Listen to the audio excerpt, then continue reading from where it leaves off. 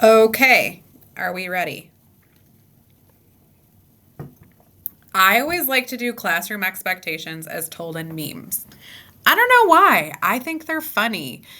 Maybe because I'm a dork. I don't know. That could be 100% correct.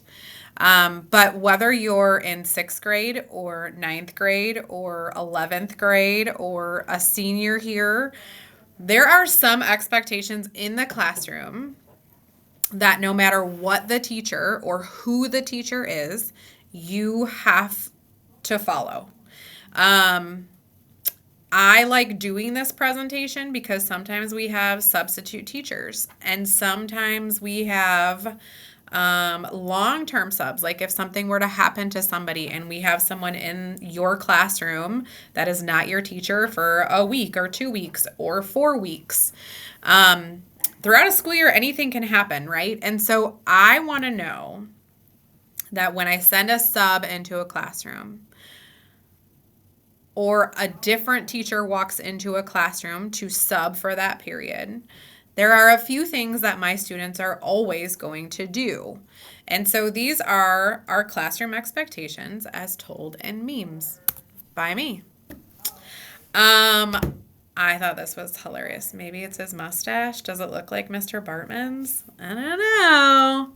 So my students, when they ask to go to the bathroom and then roam the halls looking for their friends in other classrooms. First of all, I think it's important for you to know Miss Chapman and I try to be out in the hallways as often as we possibly can. So the chances for you to just roam the hallways are slim. The other thing I want to make sure you know is that there is really no reason for you to be in the elementary wing. I feel like I see a lot of this as the school year goes on with either junior high or high school students in the elementary wing trying to get a look at their old teachers or a younger sibling who's in a classroom down there. The only two reasons you're in the elementary wing is that one, you are a junior high student who has Mr. Dotson for art. That means you're walking just a little bit down that elementary hallway and then you're turning left, and that's it. You don't have to go all the way down. You never make it down to Miss Breeze and Miss Bennis. If you are a sixth grade student and you have computers with Miss Messenger, you will go to the elementary LRC. So that is one other reason why you would be down there. I also have just one or two students who have who work with other teachers down in that wing. But overall, I should never see a tall body down that wing. And this is what you look like when you start peeking into classrooms. So please do not go looking for friends or teachers or siblings in the hallway. If there is something going on with a sibling or friend, you will be notified in an appropriate manner, but this is not how we do it. I have to say, this message is mostly for junior high students. I don't know what it is, junior high. I have been working with 6th, 7th, and 8th graders for 15 years, and I cannot get over why junior high students like to touch each other as much as they do. Now, in the school, I every year try to think of a reason why you would be touching another student. And I just can't seem to do it. I cannot think of a reason why anybody has to touch anybody else in this school building. There's a lot of people who are protective of their personal space. It's real. It's a thing. They don't want someone that close to them. They don't want someone constantly touching them, or jumping on their back in the hallway, or book checking, or running them into the lockers. We've seen all of these things for all of time. And if I could explain it, I would be a millionaire. And if you could explain it, you would be a millionaire, because no one can tell me why we're always touching. So this is my way of saying to you, not everyone likes to be touched. There isn't a reason to be touching each other here at school. Um, I love that you guys love each other and like you have a relationship where you feel like you can get in each other's personal space and it's not going to offend or make someone else upset. But there's a time and a place for that kind of behavior, and it is not here at school.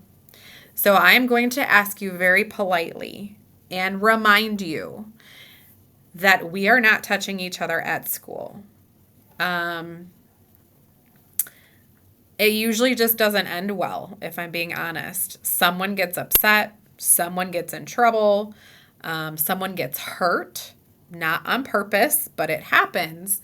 And if we can just keep our hands to ourselves and our body to ourselves, then none of that happens. I understand that the hallway sometimes can get crowded and you might like bump into someone or a locker or something like that. That is not what I'm talking about right now. I am talking about intentionally, with a purpose and a plan, walking up to a friend or someone you don't know and getting into their personal space. It is not allowed. I just can't think of a reason why you'd have to do it. And I'm going to ask again, very kindly, for you to pay attention to where your hands are or where your feet are or what direction you're walking in the hallway. Are you on the right side of the hallway? Are you supposed to be? Are you supposed to be on the left side of the hallway? Those things are things you need to think about. You need to follow the flow of traffic. You need to make sure that you are not in other people's personal bubbles because they don't like it. Period. End of story. So, please do not get into other people's personal space. Mostly, this is for junior high. Gentlemen, I don't know what it is. I can't figure it out. Let's not do it this year. How about in the classroom, a teacher just finishes giving you a direction and you ask what to do? I'm not sure there's anything more frustrating than that. I recognize that this summer we have been on a totally different like mindset and time frame, right? Like you have probably stayed up really late. If it's like my house, I have 2 teenagers in my house. We're staying up late, we're waking up late.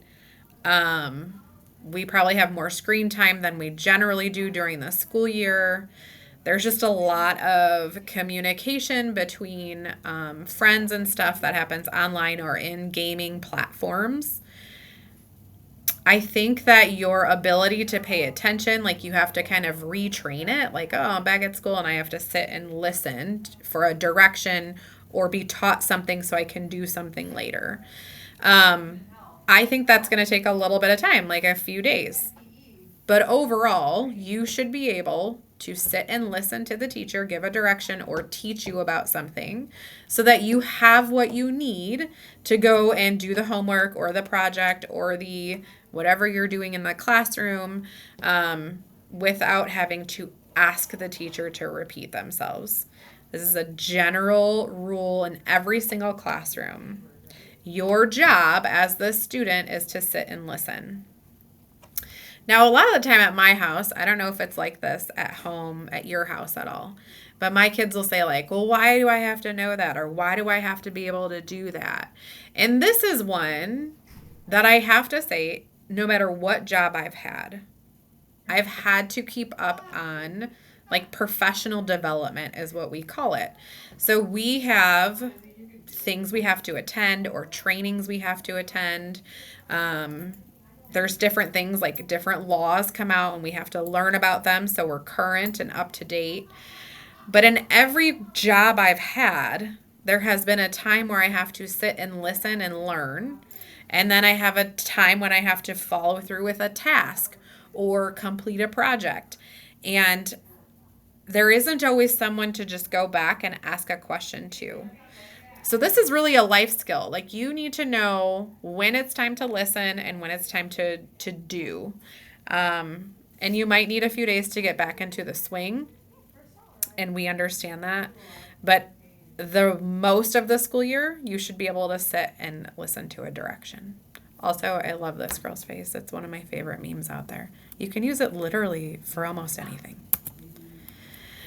Let's talk a little bit about respect. So if you think that you're going to demand respect from the people around you or in your life in these hallways, teachers that you are with or work with, that's a two-way street. You have to be able to show respect and give respect if you're going to get it. Here at the school building, Miss Chapman and I will always tell you, you do not have to be best friends with everybody. You do not have to even like some of the people who you are around all day. But you have to respect their space and their space in this building. We are all here equally. Like, not one person deserves to be here more than another person. And so we will always hold you accountable to that. I think one of the best things about our school district is that in general, we are respectful to each other. I think it makes it a great place to be. I think it adds to our school culture as a whole. It's okay to come to school and not like everybody here. I don't expect you to. But there is a time and a place where you have to be respectful no matter what you think of those people. And that place is here and that time is now. If you don't like somebody, this is really simple. You just have to not talk to them or interact with them. If you are in a group project together, you have to do the group project together. You can be respectful enough to do a group project together and then move on. No one's asking you to be best friends and plan sleepovers and go to each other's birthday parties. But we will always ask you to respect the space that each other takes up. And that is a two-way street. So don't dish out what you can't take.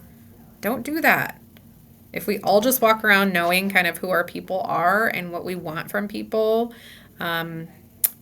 we will be much more successful here. And there'll be a lot less down in the main office that we have to talk through and work through. Everyone deserves to be here, and you have to respect that. That is so simple and straightforward, but always one of the hardest things. I already this morning have had to go through and close some lockers that were jammed. We are lucky here where our lockers are pretty big, which is why we don't allow you to carry backpacks, because you can go to your locker in between classes. So I want you to try really hard to keep your locker a space that you can find what you're looking for, store the items in there that you have to. You can keep extra supplies in there, like that top shelf. You can keep, extra pencils and erasers and note cards or whatever in that space. Store your lunch if you're someone who brings your lunch from home. If you have athletic things you need to store in there, our lockers are very big and you are capable of utilizing them for a lot of different things. I don't want to see lockers that are overflowing with papers. Maybe once a week you need to go through and make sure before you go home at the end of the day that you just clear out some of the extra stuff that needs to be thrown away. I don't know what your process is, but you need to make sure that your locker closes all the way. And if you're having a problem with your locker, that you report it to a teacher so we can let Mr. McPeak and the maintenance department know, and that you're able to close it. It is, other people can get in your locker if it's not closed all the way. That poses a risk of your things being taken. We don't want that to happen. So let's make sure we keep our lockers something that we can work with and work in. Let your locker work for you, not against you. The entire purpose of a locker is to help you out. So let's make sure it is doing its job. I finally want to just remind you that you are the example here at Hiawatha, both junior high and high school students. You are the coolest thing to so many of our elementary kids. And we are so lucky to be able to have this setting where we see the adorable 3-year-old pre-K kids all the way to like my big, huge linebacker kids in the 12th grade. We have everything in between. If you are in junior high, you better believe those third, fourth, and fifth graders are looking at you. They're using you as an example of how to act, how to behave, how to treat each other, how to speak to each other. You are an example. In high schoolers, you are a huge example to our junior high kids who you see often throughout the hallways, in PE, in the mornings. Like, you see each other all the time, all day long. And I love that we can be an example for each other and we can support each other. But I need you to remember that you're always kind of setting the pace. You're setting the tone. No matter what grade you're in, junior high or high school, you are an example to somebody. Somebody younger than you is going to look at you and think that what you're doing is how we're supposed to do it. I think this is one of the biggest pluses to being at Hiawatha, is that we can all be together. But I also think it's one of the greatest responsibilities to lead by example. If you ask any of our teachers, I believe in this motto. I try to live my life that way. I like to lead by example for you, for my own children at home, for the teachers in this building. I think to lead by example means I'm not just asking you to do something that I wouldn't do myself. And so when you are a leader, a true leader, other people are going to look to you for the example. You're going to set the tone. And that goes in how we treat people, how we treat ourselves, how we treat this school building that we're in. I know I already talked about like some of the updates in the building, but truly how you treat our building is how other people are going to treat our building. That's how it works. We learn from people. People learn from people. And there are a lot of kids in this building who are looking up to you, no matter what age you are. And so I want you to remember that and act accordingly. You got this. I have no doubt. We are the best example that there is. All right, signing off.